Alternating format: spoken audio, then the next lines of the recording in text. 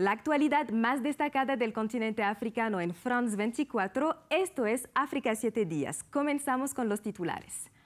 Los votantes senegaleses fueron convocados para elegir a sus diputados en unas elecciones consideradas como una prueba para el presidente Macky Sall.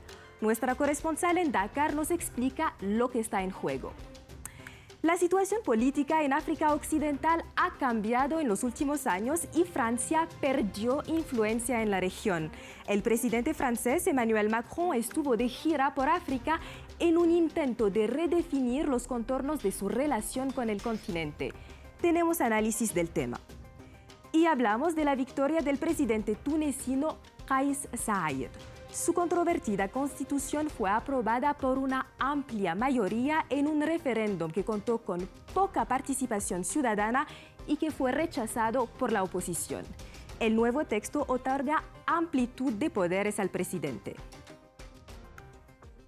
Unos 7 millones de senegaleses fueron convocados a las urnas para unos comicios parlamentarios. Unas elecciones que pretenden renovar los 165 escaños del legislativo que está hasta ahora controlado en gran medida por el bando presidencial. Nuestra corresponsal en Dakar, Sara Sacco, nos explica por qué estas elecciones legislativas son cruciales para ese país. La votación del domingo se desarrolló con calma, sin ningún incidente digno de mención. Solo 1 de cada 5 votantes fue a las urnas, según una estimación provisional publicada el mismo día. Esas elecciones son muy importantes en el contexto político actual. Se consideran un poco como un referéndum a favor o en contra del poder, un ensayo general antes de las elecciones presidenciales de 2024. ¿Por qué?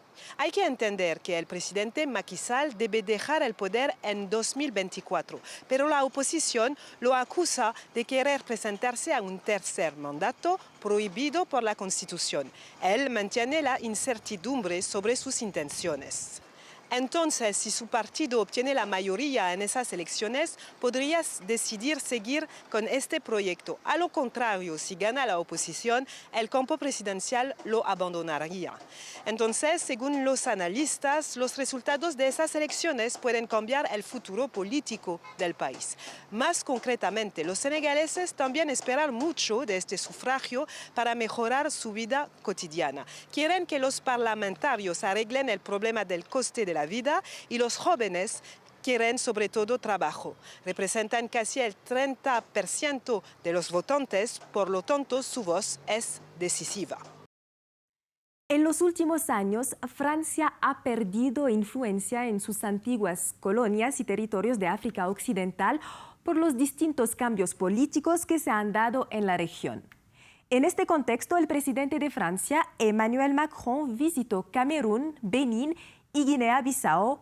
Para analizar este tema, estamos en contacto con Niagale Bagayoko, politóloga y presidenta del African Security Sector Network, y esta es su opinión. Premier quinquennat d'Emmanuel Macron Los primeros 5 años del mandato de Emmanuel Macron se han caracterizado por un preocupante deterioro de la imagen de Francia en el continente africano. Assez préoccupante de l'image de celle-ci sur le continent africain. À l'origine de cette dégradation. En el origen de este deterioro de la percepción de Francia entre la opinión pública africana y en particular de África Occidental se encuentra la intervención francesa en el Sahel y en particular en Mali. Et en particulier au Mali, dont les résultats n'ont clairement cuyos resultados no han respondido claramente a las expectativas creadas. Cette opération, qui s'appelle l'opération Barkhane, avait en effet pour objectif d'éradiquer les droits. El objetivo de esta operación, denominada Operación Barkhane, era erradicar a los cada vez más influyentes grupos yihadistas, cuya influencia se ha ido extendiendo desde 2012. Primero desde el norte de Mali, luego desde el centro de Mali, después desde el oeste de Níger, el norte y el este de Burkina Faso, y ahora a los países costeros del Golfo de Guinea. Du Golfe de Guinée. Aujourd'hui, on s'aperçoit que les opinions publiques. Hoy en día podemos ver que la opinión pública africana, pero también ciertos gobiernos, en particular el de Mali, que ahora está controlado por los militares que tomaron el poder en agosto de 2020, tienen una imagen particularmente degradada de Francia, a la que atacan por considerar que es la fuente de muchos de los problemas que les afectan, no solo desde el punto de vista de la seguridad, sino también más ampliamente desde el punto de vista económico o político. Non seulement d'un point de vue sécuritaire, mais aussi plus largement d'un point de vue économique ou d'un point de vue politique. Queda por ver ahora si las iniciativas del presidente francés darán sus frutos.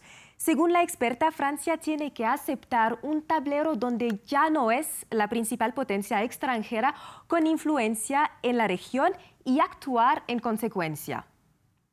Les États africains aujourd'hui se trouvent dans une position. Los estados africanos se encuentran hoy en día en una posición en la que buscan afirmar aún más sus prerrogativas, su soberanía y también diversificar sus asociaciones. On parle beaucoup du rôle de la Russie aujourd'hui, qui est en effet un acteur. Se habla mucho del papel de Rusia en la actualidad, que no es un nuevo actor, al contrario de lo que se oye, que fue un socio tradicional, sobre todo en términos de seguridad durante la Guerra Fría, y que está renovando sus alianzas.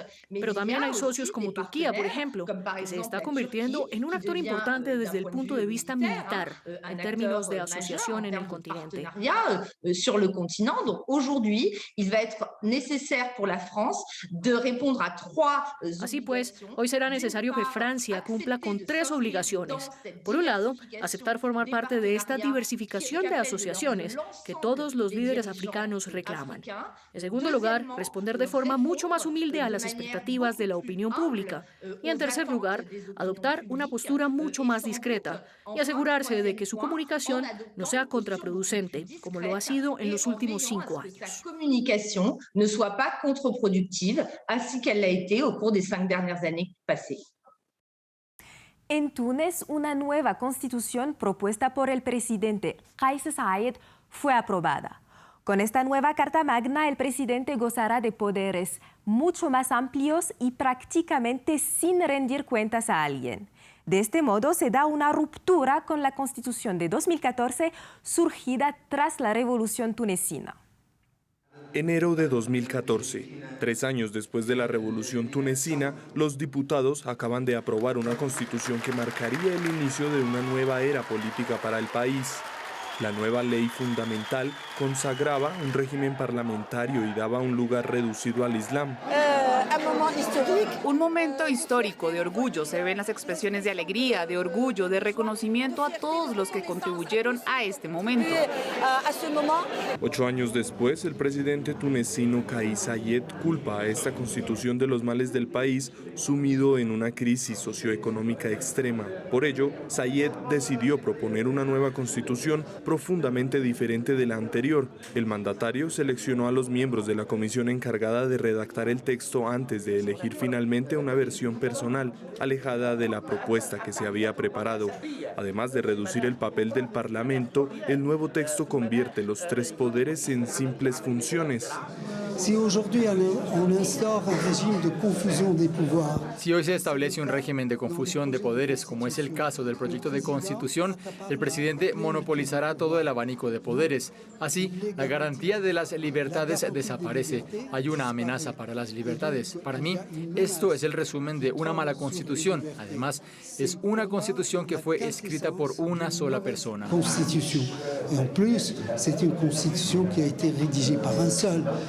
Otro de los puntos más debatidos se refiere al lugar que ocupa el Islam.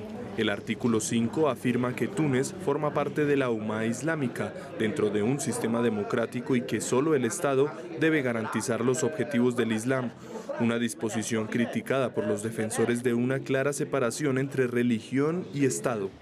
30,5% de los votantes registrados participaron en la consulta, mientras que el sí obtuvo el 94,6% de los votos.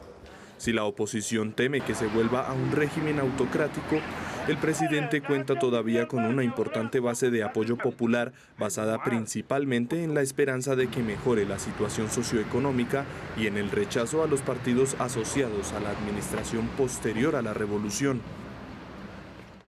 Cambiamos ahora de tema y vamos a Marruecos. A lo largo de las 2 últimas décadas, la ONG Human Rights Watch ha documentado las constantes acusaciones y persecuciones a periodistas en este país. Un reciente informe evidencia el aumento de casos en los últimos años. Para hablar sobre este tema, conversamos con Sofía Catalá, nuestra corresponsal en Marruecos.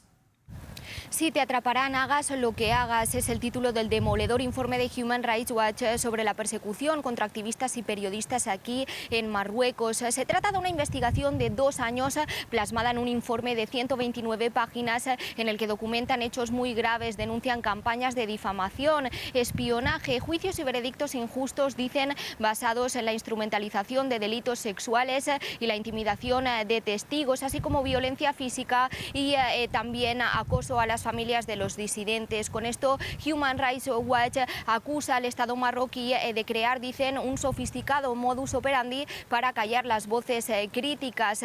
Y también les acusan, dicen, de proyectar una falsa imagen a nivel internacional de moderación y progreso, cuando en realidad la situación en derechos y libertades aquí en el país es cada vez peor. Lo cierto es que en Marruecos es cada vez más difícil informar, sobre todo para los periodistas marroquíes independientes. Sonados son los casos de Omar Radi y Suleiman Raisouni, periodistas críticos encarcelados por delitos sexuales que no pudieron llegar a probarse, en lo que ya es un patrón que no deja de repetirse. Hace unas semanas anunciamos el inicio de la Copa Africana de Naciones Femenina y les presentamos a las mejores jugadoras del continente. El 23 de julio el torneo llegó a su fin en una emocionante final disputada entre Marruecos y la selección sudafricana de fútbol. Esta última se impuso por primera vez en su historia 2-1 ante las marroquíes. Con las imágenes de recibimiento en casa de las nuevas campeonas de la Copa Africana de Naciones, nos despedimos. Gracias por acompañarnos y la información sigue en France 24 y france24.com.